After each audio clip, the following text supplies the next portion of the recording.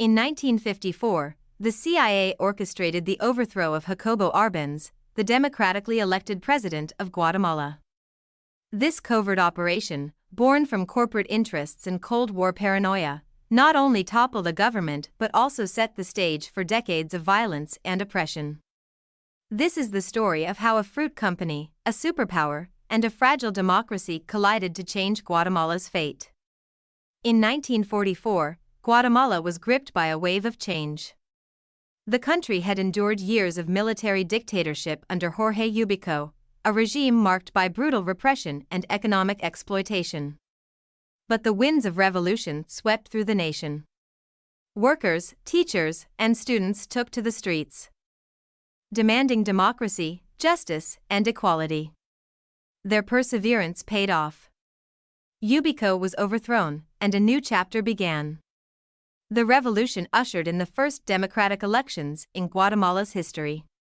Juan José Arevalo, a progressive thinker, became the first democratically elected president, followed by Jacobo Arbenz in 1951. Together, they worked to transform the nation. Under the new democratic leadership, Guatemala took bold steps to address centuries of inequality. The government implemented labor reforms, expanded education, and sought to improve healthcare. But perhaps the most significant and controversial reform was land redistribution. The government sought to break up vast and used estates owned by a handful of elites, including foreign corporations. The goal? To provide land to hundreds of thousands of impoverished farmers. This was not just a policy, it was a declaration of independence from the colonial-style economic stranglehold of foreign interests. Among those threatened by these reforms was the United Fruit Company, an American corporation with a monopoly on banana production in Central America.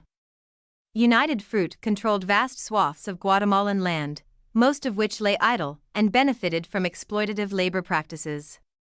The company's influence extended beyond economics, it had deep ties to Washington. When President Arbenz began redistributing land, including 160,000 acres of unused United Fruit property, the company declared war, not in Guatemala but in the halls of power in the United States.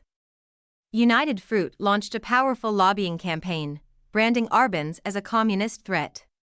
The company's narrative was simple yet effective: Guatemala was a Cold War battlefield, and Arbenz was an ally of the Soviet Union.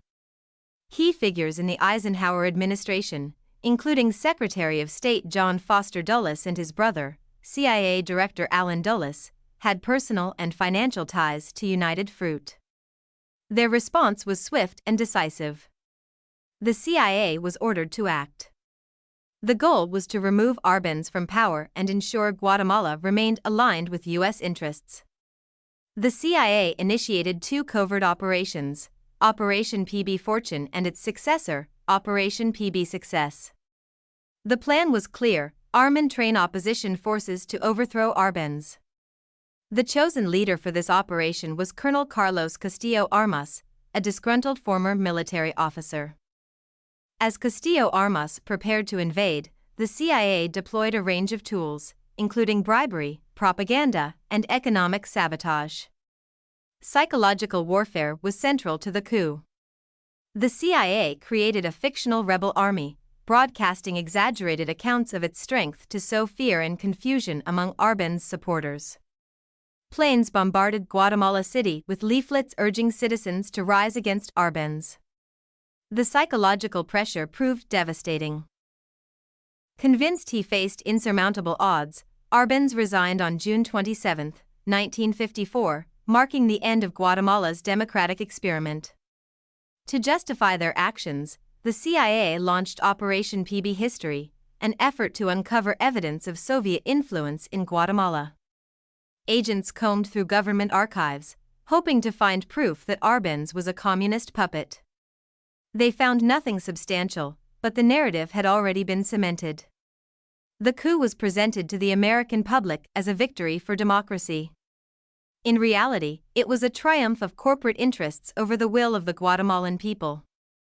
The aftermath of the coup was catastrophic. Carlos Castillo Armas became the new leader.